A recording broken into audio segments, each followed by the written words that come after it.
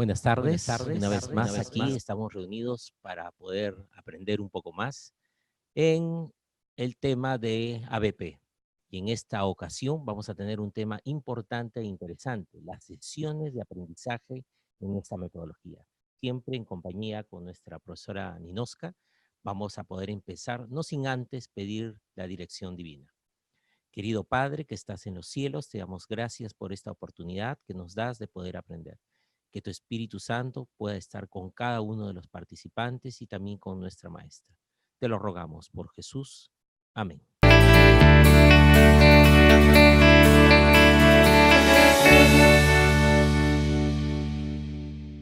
Muy buenas tardes. Bienvenidos a una sesión más de Metodología ABP. Entendemos que la mayoría de nosotros debe estar en pleno proceso de cierre de bimestre, seguramente pensando en notas, en evaluaciones, pensando en la programación del próximo bimestre, en la actividad del Día de la Madre, entre otras tantas inquietudes. Así que teniendo tantas actividades sobre nuestros hombros, realmente felicito y saludo su compromiso de estar atentos a esta cuarta sesión. Y justamente ese compromiso me compromete a mí a poder dar de la manera más sencilla y más clara, y espero que suficiente, información cada vez más específica relacionada a BP. Por eso hoy hemos previsto poder trabajar algunas de las sesiones, alguna propuesta sobre cómo estructurar sesiones a partir de la metodología BP, a partir de la pregunta generadora que va a dirigir todo el proyecto y hoy debemos notar claramente cómo la dinámica de las sesiones no discrepa, no pelea con algunos de los lineamientos que tenemos del Ministerio de Educación, con algunas buenas prácticas que tenemos instauradas en nuestra labor pedagógica. Si bien voy a mostrarles a partir de un ejemplo concreto el desarrollo de sesiones, sí les pido mucha atención porque a lo largo de la sesión va a haber algunos, no sé si llamarle tips, que nos pueden servir cuando tengamos que tomar decisiones en el momento de desarrollar un proyecto. Así que vamos a nuestras diapositivas. Recordaremos que en la sesión pasada estuvimos viendo cuál es la estructura de un proyecto, cómo se organiza un proyecto desde su planificación. Además de mostrar la estructura, pude presentarles un ejemplo y me gustaría que revisemos solamente parte del ejemplo porque a partir de allí vamos a desencadenar las sesiones propiamente dichas. Entonces, vamos a ver. El ejemplo que les planteé la sesión anterior, era acerca de un proyecto llamado Presentamos a nuestro personaje favorito. No voy a volver a leer el resumen, seguramente lo tenemos en mente, pero sí es importante recordar que este proyecto tenía como característica principal que los estudiantes iban a hacer trabajo individual, también trabajo en equipo. Dijimos que había más de un área involucrada, hablábamos del área de comunicación, el área de personal social, parte de educación física, que en algún momento voy a hacer algún detalle adicional, y la competencia relacionada con el manejo de entornos virtuales, ¿no? El uso de las TIC para el aprendizaje. Este proyecto, perdón, parte, como se recomienda, de una pregunta desafiante. Son niños de segundo de primaria, por lo tanto, en la preplanificación, en el momento cuando el profesor está conversando con ellos acerca de su personaje y plantea la pregunta, ellos la reformulan, la ajustan mejor y la pregunta que sale como resultado es la que tenemos a la vista. ¿Cuál es la historia de nuestro personaje favorito y por qué lo admiramos? Como vemos, no solamente queremos que nuestros niños describan al personaje, sino que hablen de dónde nació o cómo apareció, qué eventos importantes sabemos de su historia, si es que la tiene, qué características tiene, por qué esas características lo hacen digno de nuestra admiración. Y entonces estamos hablando de varios aspectos relacionados a ese personaje y el otro tema importante es que él va a reconocer el gusto que tiene por ese personaje, probablemente puedo provocar en ellos una reflexión de ¿En qué se parece ese personaje a ti? ¿O qué te falta a ti? ¿O qué te gustaría, qué cualidades te gustaría tener que no tienes, que ese personaje sí tiene? Y miren cómo podemos generar una serie de preguntas reflexivas con pequeños de segundo de primaria. Bien, habiendo recordado esa pregunta, vamos ahora a lo que es el final del proyecto en la programación, que es el cronograma del proyecto. Solamente quiero que recordemos cómo planteo la estructura de las sesiones a lo largo de toda la duración, ¿no? Y veíamos que tenemos sesiones orientadas hacia la lectura, comunicación, sesiones orientadas a la producción, que también es comunicación, lo mismo sesiones orientadas a la comunicación oral, a la expresión oral, sesiones relacionadas al trabajo en equipo, sesiones relacionadas a personal social, sesiones en las que se va a trabajar con las TIC y esta estructura de proyecto, esta propuesta de actividades de proyecto van a convertirse ahora en sesiones de aprendizaje. Tengo muy presente la pregunta de alguno de ustedes en la primera sesión cuando plantearon, ¿yo puedo desarrollar procesos didácticos cuando trabajo un proyecto? Esa y algunas otras preguntas son las que vamos a responder a continuación. Antes de mostrarles el ejemplo concreto de la estructura de sesiones, quiero que podamos revisar algunos tips, algunas recomendaciones importantes, ¿sí? Vamos a ver cuáles son. Algunas generalidades. Primero, toda sesión de aprendizaje tiene y debe tener los 3 momentos que todos conocemos: inicio, desarrollo y cierre. Independientemente del área que estamos trabajando, independientemente si yo trabajo unidades, unidades integradas, proyectos de aprendizaje, proyectos integradores, el tipo de unidad didáctica que yo trabaje no determina si mi sesión cambia. Mi sesión igual necesita tener inicio, desarrollo y cierre. Ahora que les hable del ejemplo, sí les voy a dar algunas recomendaciones claves que ajustar dentro de estos momentos, pero no debe faltar ninguno de los 3. Segunda recomendación que considero que también es importante que tengamos en cuenta, tiene que ver acerca del horario, ¿no? Nuestro horario está estructurado por áreas: 2 horas matemática, 2 horas comunicación, 1 hora religión, etcétera. Cuando trabajamos un proyecto, va a depender de la temática del proyecto, la necesidad de darle prioridad probablemente a algún área en particular. Generalmente personal social, en algunos casos religión, probablemente ciencias, suelen ser las que más van a exigir o van a requerir algún tipo de eh, ayuda en tema de tiempos. Entonces, el horario sí se puede flexibilizar y si en la dinámica de su escuela, usted como si es profesor o profesora de primaria, si tiene la posibilidad de enseñar la mayoría de las áreas, como suele pasar, entonces esto es más sencillo. ¿Qué es lo que suele pasar o lo que se recomienda que suceda? Cuando estoy trabajando el proyecto, vamos a suponer que mi proyecto tiene que ver con el área de ciencias y en esta semana en particular ellos van a trabajar toda la experiencia de indagación, por lo tanto las 3 o 4 horas de ciencias no nos es suficiente. Entonces sí podemos asegurarnos de que en esta semana de pronto matemática preste 1 hora, comunicación preste 1 hora, alguna otra área conceda o ceda alguna hora para que la actividad relacionada con ciencias se pueda dar de una manera fluida, de una manera importante, relevante para los niños. Ustedes saben de que las neurociencias recomiendan que en la edad infantil, estoy hablando de niños desde 3 años y hasta los 11 a 12 años aproximadamente, este corte abrupto de una actividad que realmente ha generado su atención, no solamente genera desazón o frustración, sino que genera también cortes en nuestra zona cortical y eso a su vez va a provocar déficit de atención, porque si además de darse, se da de manera permanente, el cerebro del niño está concentrado, está totalmente absorbido en una tarea y al estar concentrado no solamente tiene su atención, está trabajando una serie de procesos mentales que si se cortan abruptamente, definitivamente afectamos su nivel de atención, su nivel de concentración, su calidad en la percepción, su calidad de reflexión.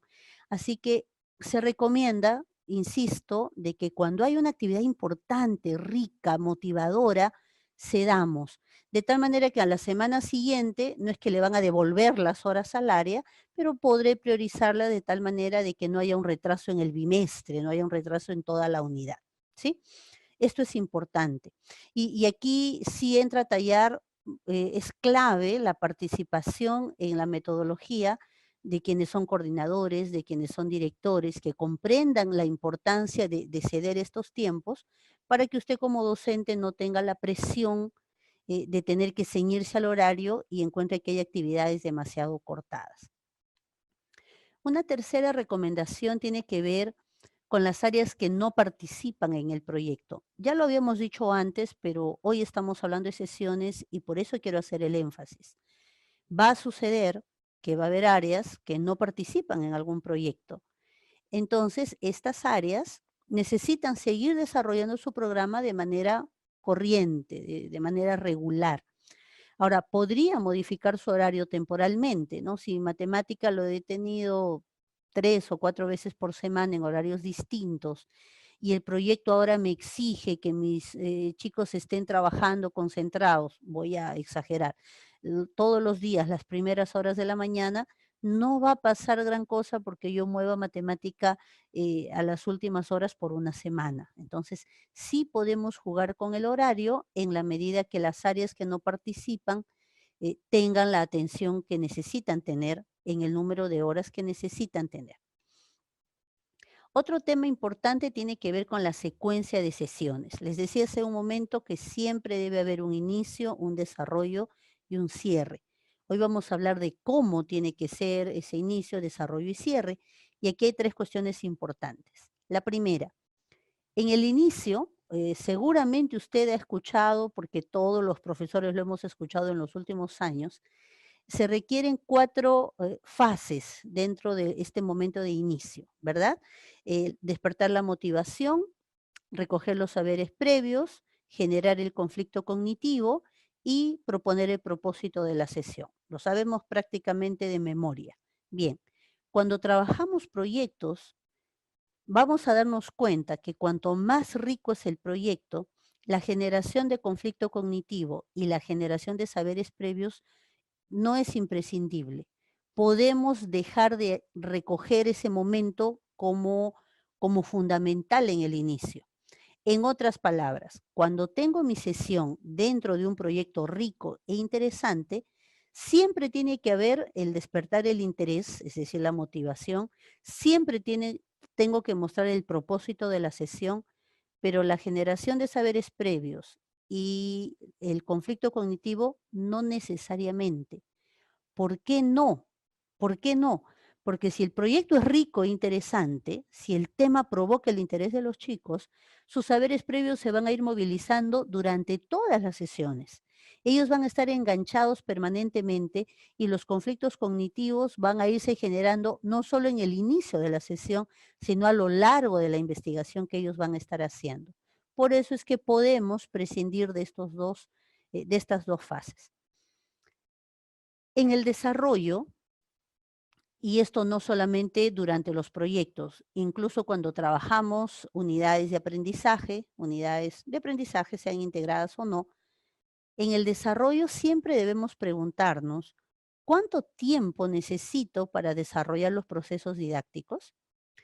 El Ministerio de Educación ha hecho un esfuerzo por tratar de sistematizar nuestro ejercicio de enseñanza a través de procesos didácticos que no están nada mal. Pero los procesos didácticos no son una camisa de fuerza, son pasos que se recomiendan seguir para que la sesión de aprendizaje tenga una lógica. Con los ejemplos vamos a ver que hay propósitos que requieren mucho más tiempo y que por lo tanto no necesariamente van a calzar en una sola sesión. Entonces, La pregunta es, ¿cuánto tiempo necesito para trabajar todos los procesos didácticos de un área o de una competencia? En el ejemplo lo vamos a ver con más claridad.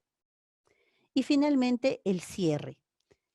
Em, en el promedio de sesiones de aprendizaje, en el momento de cierre se suele ver la evaluación y se suele ver la metacognición. Pero resulta que no siempre evaluamos en el sentido de aplicar un instrumento y no tenemos que sentirnos mal por eso. Yo no tengo obligación de poner nota en cada sesión. Esto, además de estar fuera de la realidad, porque si usted ha terminado su clase hoy a mediodía, sabe perfectamente que con más de 20, 25, 30 niños es imposible evaluar, entre comillas, poner nota, a eso me refiero, en cada sesión. No es viable y tampoco es necesario. La evaluación es un proceso permanente. Usted como profesor todo el tiempo está evaluando. Usted está observando, usted está tomando registro en su cerebro, qué niños están desatentos, qué niños lo observan con atención, qué niños sí comprendieron, qué niños tienen dudas aunque no se lo pregunten. Usted empieza a revisar cuando se pasea por el salón y se da cuenta que niños están construyendo aprendizaje significativo y qué niños están resolviendo la actividad sin tener mucha claridad de lo que hacen. Usted está evaluando, pero no siempre en el cierre de la sesión tiene que poner nota. Por lo tanto, esta fase llamada evaluación no es imprescindible. Y aquí también apelo a la labor que realizan los coordinadores para que esto que escriben los profesores en la sesión sea lo que hacen. A veces los maestros, y esto es una autorreflexión, nos encanta llenar los papeles fácilmente y después nos damos cuenta que en la práctica lo que hacemos está tan lejos de lo que hemos escrito, entonces lo que hemos escrito no sirve y no es esa la idea. Cuando vamos a hablar del cierre de la sesión, la evaluación no siempre tiene que estar, no necesariamente tiene que estar de manera explícita, porque la evaluación está implícita durante la sesión. ¿Qué sí debe haber en el cierre? Siempre, y no es casualidad que he colocado siempre, siempre, siempre. Siempre recapitular. ¿Qué significa recapitular? Hacer la revisión. ¿Qué conceptos hemos aprendido? ¿Qué procesos hemos repasado? ¿Qué teoremas, si es que es matemática? ¿Qué truco, si se trata de resolver alguna cuestión práctica? ¿Qué estrategia? Recapitulamos. A ver, revisamos qué trabajamos hoy. Eso es recapitular. Trabajar junto con nuestros estudiantes un repaso muy rápido de lo más relevante. Recapitulamos, revisamos. Segundo, siempre, siempre reflexionar sobre los procesos de aprendizaje. Nos distrajimos, no nos distrajimos, qué actividad de la que hicimos nos funcionó más. Y si estamos en un contexto de proyectos, este proceso de reflexión es fundamental. No me detengo porque tenemos una sesión exclusiva para hablar de reflexión, es decir, metacognición. Y esto sí es necesario hacerlo siempre al cierre de la sesión. Y el tercer siempre es la sistematización. Cuando el docente genera el proceso de sistematización, lo que está haciendo es registrar, anotar, tomar foto, grabar el video de lo que los estudiantes no se pueden olvidar. De todo lo que hemos hecho, yo me quedo con este concepto, yo me quedo con esta relación, yo me quedo con esta estrategia. Esto es lo que anotamos, esto es lo que resaltamos, esto es lo que como profesor escribo en un papelote y lo dejo al costado de la pizarra, porque esto es lo que no debemos olvidar. Al punto que si tendría que memorizar algo, eso es lo que tengo que memorizar. Esa es la sistematización, el cuadro de resumen, la lista de palabras claves, la estrategia que realmente funcionó, la respuesta a la pregunta que encontré y la recomendación es escribirla o tomarle una foto, porque a veces los niños traen algún esquema muy interesante, entonces el esquema queda como prueba de sistematización. Me ha pasado que algún momento me atreví a hacerlo, de ver un estudiante explicando muy bien un concepto, lo filmé con el celular y después compartí el video con todos. una forma de sistematizar. Entonces, estos tres siempre son las recomendaciones que les alcanzo. Siempre revisar, recapitular, siempre reflexionar, es decir, hacer metacognición y siempre sistematizar. La evaluación es permanente y por lo tanto no necesariamente tiene que estar en el cierre. Ahora sí, habiendo hecho este comentario, vamos al desarrollo de las sesiones que serían parte del proyecto del ejemplo. El proyecto tiene una pregunta y si lo notamos, vamos a darnos cuenta de que la pregunta va a cambiar en algún momento del proyecto, porque no cambia en su sentido original, cambia en la forma en que utilizo el verbo, porque la pregunta ahora, la que tienen a la vista, dice, ¿cuál es la historia de mi personaje favorito? ¿Y por qué habla en primera persona? Porque las primeras sesiones van a orientarse a un trabajo individual. En algún momento del proyecto, la pregunta da un pequeño giro y dice, ¿cuál es la historia de nuestro personaje favorito? Y a partir de ese momento ya van a trabajar en equipos. El producto individual va a ser un texto informativo y el producto grupal va a ser un afiche donde todo el equipo va a trabajar mostrando a su personaje. Hecha esta aclaración, vamos entonces con lo que podría ser la sesión 1. El título de la sesión, elijo mi personaje favorito. Área personal social, competencia, construye su identidad. Tengo el desempeño escrito allí y solo quiero que notemos lo relevante del desempeño para esta sesión. No coloco la capacidad por un tema de espacio, ¿no? Porque me interesa que el tamaño de letra sea legible para usted. Entonces, el desempeño dice, expresa sus gustos. Eso es lo que yo pretendo en esta sesión, sus elecciones, lo que considera favorito. La secuencia de actividades. El área de personal social tiene ciertos procesos didácticos. En este caso, los que mejor se adaptan a lo que quiero hacer con mis niños son los que tenemos a la vista. Vivencia de experiencias, diálogo a partir de la experiencia y transferencia a otras situaciones. Probablemente, si quiero imaginar esta sesión, yo voy a hacer un trabajo, una dinámica interesante, donde ellos empiecen a hablar acerca de los personajes más conocidos, de toda índole. Probablemente después les pediré que se agrupen, que reconozcan por qué les gusta o por qué no les gusta. Puedo jugar a las adivinanzas con ellos. Mira, yo te doy características y a ver, trata de saber de qué personaje estoy hablando para que después ellos puedan dialogar acerca de estas características y finalmente decidir cuál es su personaje y expresar, como dice el desempeño, ese gusto, porque eso es lo que queremos, que él lo exprese. No nos complicamos mucho con esta sesión. Ahora, la pregunta es, ¿y cómo lo transfiere a otra situación? ¿Cómo transfiero el expresar mis gustos? Probablemente podría decir, también te puedo expresar otros gustos. Pero quiero que nos demos cuenta de que si lo que puntualmente quiero es que reconozca su personaje y comente acerca de él, no necesito pegarme al pie de la letra del proceso didáctico, no en esta sesión.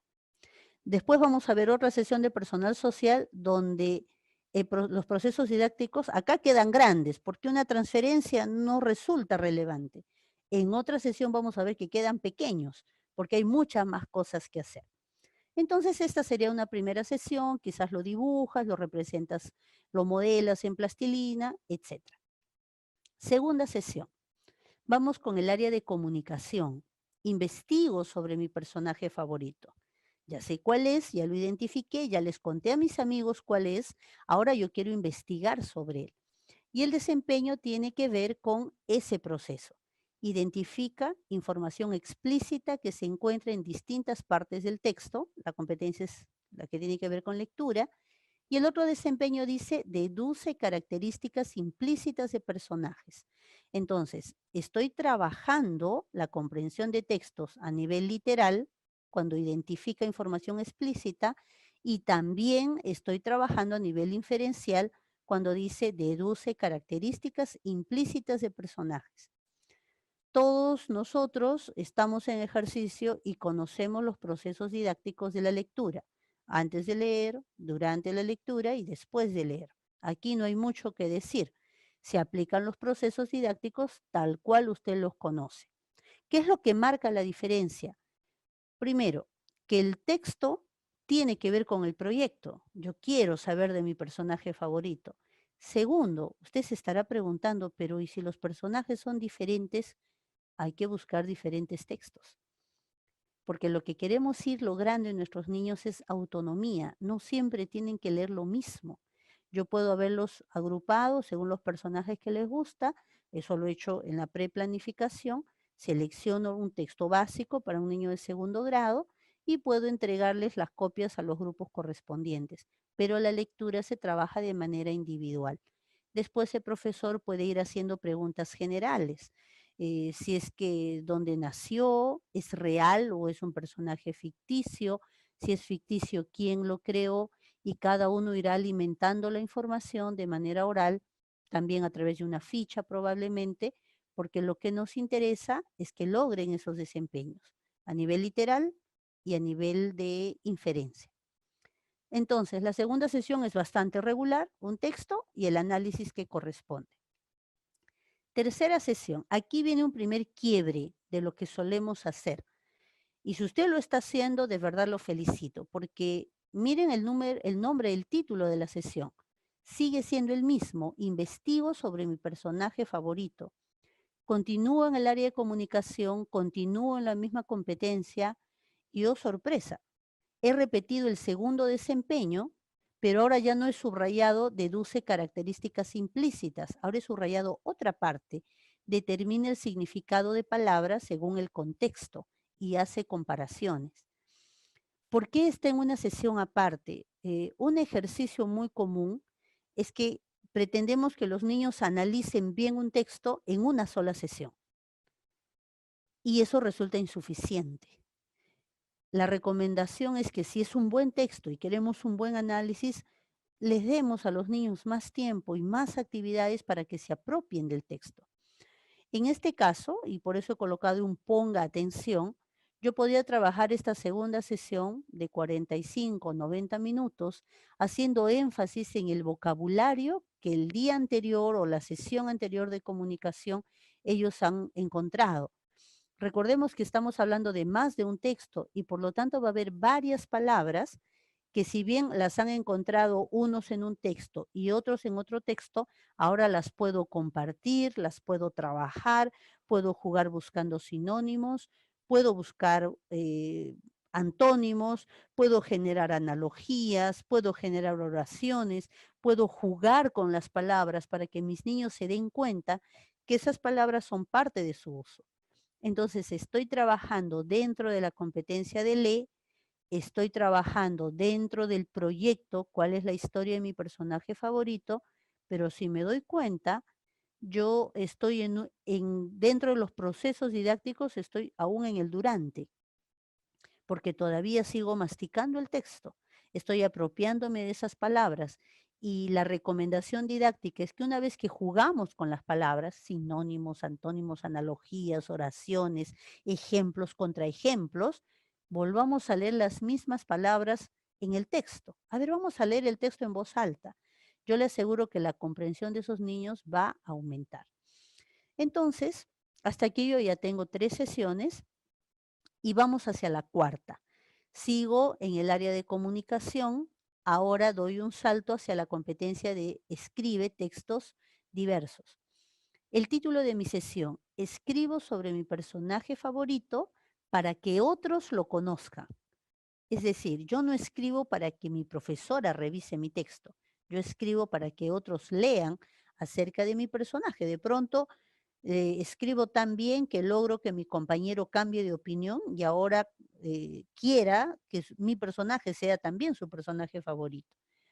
¿Cuál es el desempeño en esta sesión de escritura? Adecúa el texto a la situación comunicativa, considerando el propósito comunicativo y el destinatario. De todos los procesos, mire que he vuelto a colocar ponga atención. ¿Por qué? De los 3 procesos de la producción de textos, planificar, textualizar y revisar, en esta sesión voy a tener el énfasis solo en la planificación. Es decir, voy a generar un buen inicio, voy a motivar, voy a generar mi propósito de la sesión Y cuando llegue al desarrollo de la sesión, lo que voy a hacer es provocar un rico proceso de planificación. Creo que me va a ayudar el poderlo anotar en la pizarra para que lo veamos con más claridad. Si yo tengo el momento de inicio de esta sesión número 4, dentro del momento de inicio sí voy a asegurar una buena motivación. Sí voy a asegurar el propósito de la sesión. Estos dos momentos, como lo recomendé al principio, sí es bueno guardarlos celosamente. Si van a producir un texto, podría generar saberes previos, es posible. Podría generar conflicto cognitivo, es posible, pero no es imprescindible. Habiendo pasado estos dos momentos, yo voy a entrar al desarrollo de la sesión. Y cuando trabaje el desarrollo, yo no voy a considerar en una sola sesión los tres momentos o los tres procesos a la vez, porque no es didácticamente correcto. Escribir un texto, desde el primer momento que empiezo a pensar en el texto, que es la planificación, hasta tenerlo listo, es una tarea demandante y compleja, por lo tanto requiere tiempo. Entonces, en esta sesión número 4, yo me voy a concentrar en el proceso didáctico llamado planificación. Y la planificación yo la puedo hacer de muchas formas, no hay una única forma. Generar lluvia de ideas, generar oraciones para que las ordenen, trabajar en equipo, trabajar de a dos, trabajar de a uno, trabajar en un esquema, en un papelógrafo, trabajar una idea de manera individual y después compartirla en equipos. Hay muchas formas. Entonces, dentro del proceso planificación, yo puedo generar una serie de actividades que van a terminar con un esquema de planificación. El esquema es la parte final de este proceso. El esquema no es la única tarea que me interesa en el proceso. Yo acá puedo generar, como les digo, lluvia de ideas, trabajo en equipo, puedo generar una primera propuesta que se va a dialogar, se va a consensuar hasta que por fin vamos a tener el esquema de la planificación. Y ese esquema, como conocemos todos, tiene que tener ciertos elementos. A quién está dirigido, en qué material lo vas a trabajar, si va a ser en papel bond de colores, si va a ser en un mural, si va a ser en un papelógrafo, cómo quieres que se vea tu texto, eh, la estructura del texto y todos aquellos recursos importantes de tener en cuenta para que mi texto sea realmente interesante. Esta sesión tiene un cierre. Vamos a suponer que solo nos dedicamos a la planificación. Es una posibilidad. Algunos de ustedes dirán, no, pero la planificación yo realmente la hago rápido, no me demora mucho. Si es que es el caso, probablemente le quede un poco de tiempo para la textualización. Pero si hablamos de la textualización, lo más probable es que los niños van a empezar a escribir su primera versión, ¿correcto? Y por favor no cometa el error de decirles apúrate porque la hora se acaba y tienes que terminar tu borrador. Nadie puede producir de manera escrita algo bueno si tiene a un guardián que le dice apúrate, que se acaba la hora. Lo que más necesitan los niños es tiempo para poder ordenar sus ideas y tratar de escribir lo más rico posible. Ahora, también es muy probable que usted tenga niños que escriben 3 líneas y digan ya terminé. Eso también sucede. Y por eso vamos a hablar de las siguientes sesiones. Entonces, así usted solo haya trabajado la planificación o haya avanzado un poco hacia la textualización, usted hace el cierre con la recapitulación que les he sugerido. A ver, niños, ¿de qué hablamos hoy? ¿Qué tipo de texto estamos trabajando? ¿Qué aspectos tienen que ir en el esquema de la planificación? Estamos recapitulando. Hacemos la metacognición. A ver qué estrategias usaste tú, qué estrategias usaste tú, cómo fue nuestro nivel de atención, realmente logramos el propósito de la sesión, eso es la metacognición, y hacemos la sistematización. A ver, anoten en su cuaderno el esquema o completen el esquema y péguenlo, o aquí está el esquema en limpio y lo tenemos a la vista. Hasta aquí yo tengo la primera parte de la producción del texto, pero nos damos cuenta que no he pasado por todos los procesos didácticos y por tanto no he terminado el proceso en sí mismo. Esto es la sesión 4. Entonces, como es lógico, va a haber una siguiente sesión. A ver si me ayudan con la diapositiva, porque la siguiente sesión tendrá que ver con el proceso didáctico que continúa. Probablemente va a tener mucho que ver con la textualización y es lo que tenemos a la vista. Nos damos cuenta que los desempeños han aumentado. Adecúa el texto a la situación comunicativa, escribe textos en torno a un tema, agrupa las ideas en oraciones, utiliza recursos gramaticales y ortográficos. Miren cuántas cosas tiene que lograr mientras textualiza. Entonces los niños se les entregará, y discúlpeme, estoy saltándome, quiero que miremos ahora y visualicemos la sesión número 5. Tengo motivación, tengo propósito de la sesión, yo ya no trabajo la planificación, ahora me concentro en el proceso didáctico llamado textualización. ¿Y por qué estoy haciendo un alto en el área de comunicación? Porque el área de comunicación siempre participa en los proyectos, siempre. Y los profesores, si es que tiene profesores que enseñan otras áreas, llámese ciencias, personal, religión, si son otros, estos profesores deben conocer este proceso para que utilicen estos tipos de texto en las áreas que están enseñando. ¿Ok? Entonces, el proceso didáctico que estoy utilizando aquí es la textualización. Los niños van a redactar, van a fluir, probablemente van a traerle el borrador, usted lo va a leer, les va a decir está completo, tiene la estructura, están en ese proceso de armado del texto.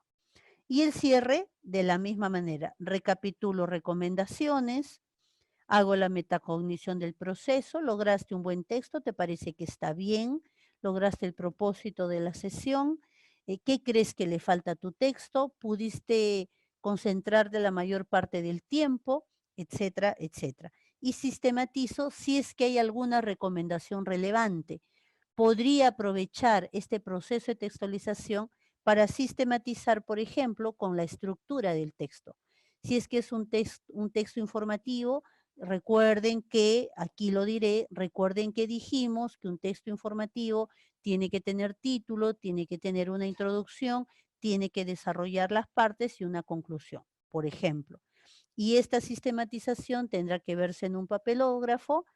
La recomendación es siempre adelante para que los niños la tengan a la vista. Esa sería la estructura de la sesión 5. Sesión 6 que tiene aquí un tema que yo me imagino nos genera un conflicto cognitivo, porque el área que he considerado es educación física, porque tiene que ver con el trazo, la motricidad, el diseño de letras mayúsculas. Es segundo de primaria, tiene que aprender a utilizar bien las letras mayúsculas y generalmente esto está asociado a comunicación. Para tranquilidad suya, usted puede seguirlo haciendo en comunicación si no quiere molestar o incomodar al profesor de educación física, no hay problema. Pero sí es bueno que sepa que todo lo que tiene que ver con motricidad corresponde al área de educación física. Nos damos cuenta que en la secuencia de actividades, educación física y menos la motricidad fina, no tienen procesos didácticos. Entonces, ¿qué es lo que me corresponde hacer? Diseñar después del inicio, durante el desarrollo, actividades relacionadas a motricidad fina, ¿no? Trabajo con las manos, un tema de calentamiento, de tensión, de relajación, trabajo de presión, dar el modelado primero de manera bastante amplia en el aire, en el piso, cuestiones que estoy segura que usted conoce como profesor, en este caso si es de primaria, para después ir aterrizando en el trazo correcto sobre papel para terminar utilizando el trazo adecuado y decirles a los niños, estamos escribiendo la historia de nuestro personaje favorito. Entonces, cuando yo les devuelva los textos que han escrito, ustedes van a volverlos a redactar, van a volverlos a escribir. Ahora ya saben cómo utilizar las mayúsculas que hemos trabajado, ¿no? Las que correspondan. Una pregunta puntual, ¿tengo que enseñar en una clase todas las mayúsculas? No, utilizaré las más relevantes, las que están utilizándose más, las que considero que los niños las van a necesitar más. ¿Puedo tener más de una clase hablando de motricidad fina? Sí, en la medida de la necesidad de los niños. Sesión 7. Continúo en comunicación. No voy a tomar más tiempo porque creo que ha quedado claro que los procesos didácticos en algunos casos necesitan más de una sesión para poder consolidarse de manera adecuada. Sesión 8, vamos con personal social y la sesión lleva como título Formamos equipos de trabajo para la exposición. La competencia tiene que ver con convivencia y participación democrática y el desempeño tiene que ver con compartir actividades y cumplir deberes en el aula. Ahora sí, aquí, por favor, mucha atención, porque es aquí donde choca el tema de los procesos didácticos.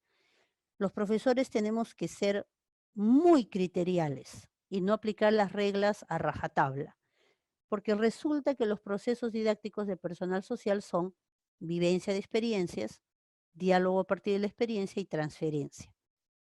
Yo quiero que formen equipos de trabajo y estoy segura que usted sabe que esto es vital. Y los equipos no solamente hay que formarlos, ¿no? Del 1 al 5, del 6 al 10, ahora tú te sientas con tal, siendo la maestra que genera los criterios y da las órdenes. Hay que enseñarles a los niños a trabajar en equipo. Entonces, una clase común y corriente, utilizando procesos didácticos, puede ser una dinámica, un diálogo acerca de lo que hemos vivido en la dinámica, ¿te gustó trabajar en equipo? ¿Tú crees que es importante? Sí.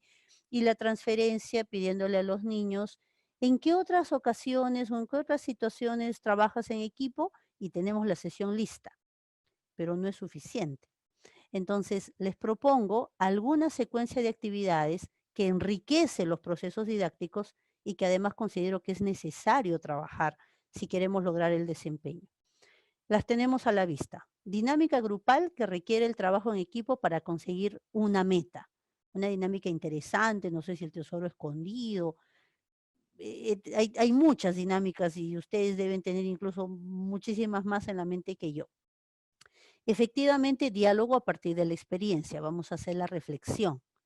Pero no salto a la transferencia, porque los niños necesitan elaborar, necesitan construir conceptos, necesitan identificar principios, y eso no dice los procesos didácticos.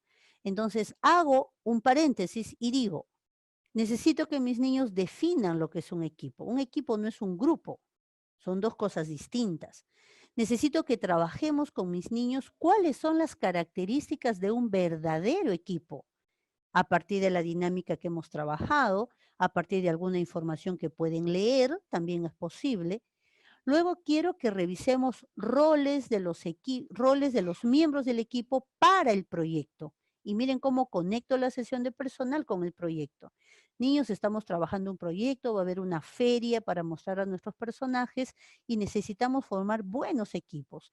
Entonces yo, maestra, no asigno definitivamente los roles, sino los miembros, sino primero les digo, cada equipo tiene que tener, por decir, 4 miembros.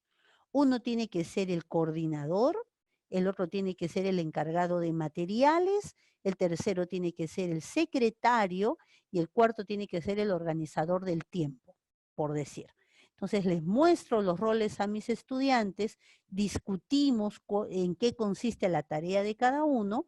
Eso incluso puede variar con opinión de los niños. No, mis, esto es mucho, esto es poco, esto es muy fácil, esto es muy difícil, cambia aquí, ajuste allá. Y una vez que esos roles ya están claros, entonces diré, ahora vamos a formar 4 equipos, 5 equipos, de acuerdo al número de estudiantes del salón, considerando quién puede hacer bien el trabajo de coordinador, quién hace bien el trabajo de secretario. A ver, vamos a tomar decisiones. Y finalmente, el trabajo en equipo tiene que evaluarse y desde muy pequeños hay que enseñarles el valor de la evaluación. Entonces les pediré a mis niños que dialoguemos acerca de cómo van a evaluar a los miembros del equipo. Miren, niños, yo acá tengo una pequeña ficha donde están los nombres de los miembros del equipo y ustedes cada sesión que tenemos van a evaluar a sus compañeros con un check, con una X, con una carita feliz, con 1, 2, 3, segundo de primaria lo hace perfectamente. Al principio todos se ponen 3, o al principio todos carita feliz, pero poco a poco ellos van desarrollando el criterio del trabajo colaborativo. Si nos damos cuenta, aquí hemos hecho mucho más que los procesos didácticos, pero es necesario hacerlo. No quiero terminar esta sesión sin tocar cómo abordar el trabajo con entornos virtuales. Hay 2 desempeños y el primero tiene que ver con realizar búsquedas de información. Generalmente hay un profesor de informática en el colegio y entonces el profesor necesita ser parte del proyecto, necesita saber qué textos han ido leyendo los niños, no solamente le digamos, hay un proyecto relacionado a personajes y tienen que buscar, no funciona así, hay que sentarse con el profesor, mira, estos textos son los que han trabajado, estos son los personajes, y entonces el docente va a tener más elementos para poder orientar su sesión. Lo más probable es que esa sesión va a tener que estar orientada, esta, la número 9, al uso de buscadores, ¿no? ¿Qué buscadores puedo utilizar? Al uso de marcadores, ¿no? Esta página me gustó, la pongo como favorita, genero una carpeta probablemente, o cómo archivar una información. Uy, encontré una parte interesante en PDF, ¿dónde la guardo? ¿Cómo la almaceno? Genero una carpeta, etcétera. Y habrá una siguiente clase relacionada también con el manejo de TICs, pero ya que va a tener que ver con el uso de herramientas digitales. Entonces, aquí podría ser que la maestra, en coordinación con el profesor de informática, le pida a los niños que extraigan de todo lo que han encontrado en una página o en un documento algún dato importante y que registren una pequeña ficha, ya sea en PowerPoint, ya sea en Word, donde convenga mejor. Yo he visto pequeños, incluso de primer grado, increíblemente trabajando con el Word sin ningún problema. Me quedo sorprendida. O también podríamos generar una línea de tiempo muy sencilla donde los niños registren cuándo nació, si es que está vivo y cuándo murió, si es que ya falleció, que puede hacerse de manera digital. Hay una cantidad de herramientas y cuanto más grandes son nuestros estudiantes, más opciones de herramientas digitales tienen.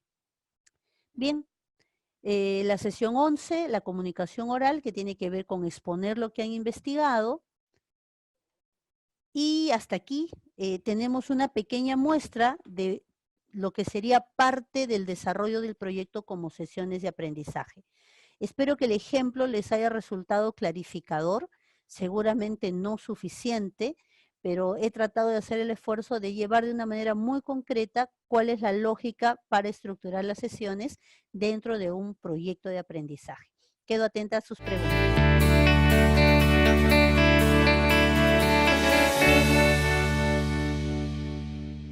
Profesora Ninoska, ¿Cómo está? tenemos hasta el momento algunas preguntas, 2 para ser exacto. Nos dice la acreditación contextualizada local, nacional y mundial. ¿Qué nos puede decir sobre esto? Si estoy comprendiendo bien la pregunta, por favor nos dice check, la interpreté correctamente y si no, por favor replantéela para poder responderla la siguiente semana. Cuando hablamos de contextualización, este término es definitivamente importante en tema de proyectos porque todo proyecto tiene que estar contextualizado de manera local, regional, nacional y global. ¿Y de qué depende el volumen de ese contexto? De la edad de los estudiantes. Los primeros grados siempre se recomienda una contextualización local, los grados tercero, cuarto, quinto, regional, nacional y en la medida que van creciendo, global. Ahora, el término acreditación a mí me lleva a pensar en cómo gestionar para asegurar calidad, que no tiene que ver directamente con lo que estamos hablando. Entonces, si usted nos aclara la pregunta, yo feliz la contesto, que el tema de acreditación también es súper apasionante. Me preguntan aquí el profesor Alejandro Jesús Sonco. Me dice, ¿cómo se manejan los horarios en el nivel secundario, siendo que son distintos los docentes que enseñan las áreas? Ujú. Dos posibilidades, las he comentado en algún momento.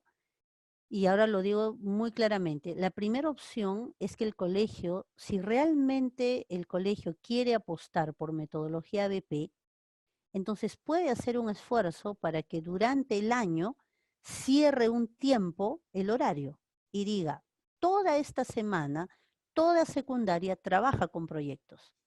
Entonces los profesores empiezan a participar y organizarse en proyectos de aprendizaje que no van a tener ni van a necesitar horarios. Esa experiencia la estamos teniendo en el colegio y está funcionando muy bien. Es una semana en todo el año, porque más, honestamente, es difícil con los profesores por el tema de los programas que tienen, pero funciona y funciona bien. Y la segunda opción, sin quebrar el horario, eso también lo hacemos en el colegio y lo he visto en otras experiencias, los profesores conversan entre ellos. Entonces, yo estoy enseñando comunicación y estoy trabajando un texto argumentativo, un ensayo. Mientras la docente que enseña formación ciudadana y cívica, que ahora es de PCC, está trabajando, por ejemplo, el tema de democracia. Entonces, cuando yo, profesora de comunicación, pide el ensayo, yo te lo voy a pedir acerca de democracia. Ya a la vez te vamos a pedir que ese ensayo tú lo sustentes a través de un discurso de 10 minutos, que va a ser el trabajo de la comunicación oral, pero no me lo vas a dar en vivo y en directo. Queremos que subas un video, que generes un video, que lo trabajes bien, que lo subas a YouTube y que provoques que lo vean. Y eso lo va a considerar el profesor de informática. Entonces, estamos generando un proyecto, cada uno trabajando en su horario, pero los chicos saben perfectamente que necesitan de una, de otra y de otra área para que el producto salga bien. Entonces, puedo contarles muchos ejemplos, porque eso lo estamos haciendo. ¿Dónde viene la dificultad? En el tiempo que el docente necesita para sentarse y coordinar. Nos ha funcionado muy bien aprovechar el mes de febrero, que es donde solemos tener más tiempo, y los lonches después de la salida, lo confieso, donde nos empezamos a entusiasmar con la idea, salen líneas generales para el proyecto, se genera un sílabo del proyecto y no uno por cada área, en secundaria utilizamos sílabos, y entonces los padres y los estudiantes saben que en esta unidad lo que estamos haciendo es un producto compartido. ¿Cómo se hace con la evaluación? Cada profesor aplica el instrumento, o sea, una rúbrica, una guía, lo que requiera, de sus desempeños. Entonces, antes sucedía, ¿no? Un estudiante va a exponer y tenemos que estar el profesor, digamos, de ciencia y tecnología y de comunicación y nuestros horarios no coinciden. No hay problema. Profesor de ciencia y tecnología, usted evalúa el contenido en un texto y profesor de comunicación, usted evalúa la parte oral, si es que no coinciden en horarios, por ejemplo. Y el profesor de informática evalúa el PPT en el horario que él puede. Entonces, hay maneras de poder aprovechar los tiempos escasos que tenemos, ¿no? Gracias. Me pregunta la profesora Mary. Dice, ¿una sesión se puede dejar a la mitad siguiendo los procesos didácticos? O mejor dicho, ¿podemos dejar a la mitad y continuar otro día teniendo en cuenta que estamos siguiendo todos los procesos didácticos? Ujú. Es lo que de alguna manera he querido mostrarles. Toda sesión tiene inicio, desarrollo y cierre, pero dentro del momento del desarrollo yo no tengo que hacer todos los procesos didácticos. Yo puedo tener en la sesión 1 inicio, desarrollo y cierre con un solo proceso. En la siguiente sesión, inicio, desarrollo y cierre, pero en el desarrollo el segundo proceso y así sucesivamente. Entonces, se puede dejar a la mitad, pero no deje de hacer el cierre de lo que ha trabajado. Así es. Excelente. Parece que este es lo que hablamos sobre acreditación hace un momento. El Ah, a ver. profesor nos dice sobre el cierre de evaluación. Dice, nos piden en la acreditación utilizar un instrumento de evaluación en todas las sesiones y aplicarlo dentro del tiempo de la sesión para ganar la nota. Ya Pero se entendí. acaba de decir que no siempre se debe evaluar. Esos son los peligros de traer a alguien de afuera, porque sí es importante, y esto lo digo de una manera tratando de provocar un proceso de reflexión, porque quienes generamos los lineamientos siempre necesitamos estar cerca para ir comprobando qué tanto estos lineamientos se acercan a la realidad. Yo era de aquellos que pensaba, porque lo dice la norma y que hay que evaluarlo todo. En la medida que visito experiencias, que converso con docentes, que veo su trabajo, que veo lo que implica el lograr desempeños, que no es cosa sencilla, y además se comprueba de que el desarrollo de las competencias se dan a un mediano y largo plazo. Entonces, no me ayuda a evaluar todas las sesiones, no me ayuda, porque los procesos que queremos generar son procesos complejos que demandan tiempo. Lo que sí debe ir entrenándose un docente, en mi opinión, es a saber cuándo es el momento perfecto para poner una nota. Evaluar lo hacemos todo el tiempo, eso nadie lo discute. Entonces, creo que tenemos una tarea reflexiva al respecto, ¿no? Así es. Ok, profesora, muchísimas gracias. Creo que con esto hemos contestado todas las preguntas. Espero que haya sido de su completo agrado, tanto como para mí ha sido esta clase. Y si es que hubiese más preguntas en el momento de evaluación que van a tener en breve, en la parte final hay un espacio para poder tener los comentarios y para poder poner de repente alguna otra pregunta adicional, ¿no? Así es. Vamos a terminar esta noche con una pequeña oración. Te damos gracias, Señor, por esta oportunidad que nos has dado de poder entender y comprender en esta clase de tecnología, Señor, de metodologías ABP. Te rogamos, Señor, que nos acompañes en el resto de este día, en las actividades que tenemos planeadas. En nombre de Jesús. Amén. Amén.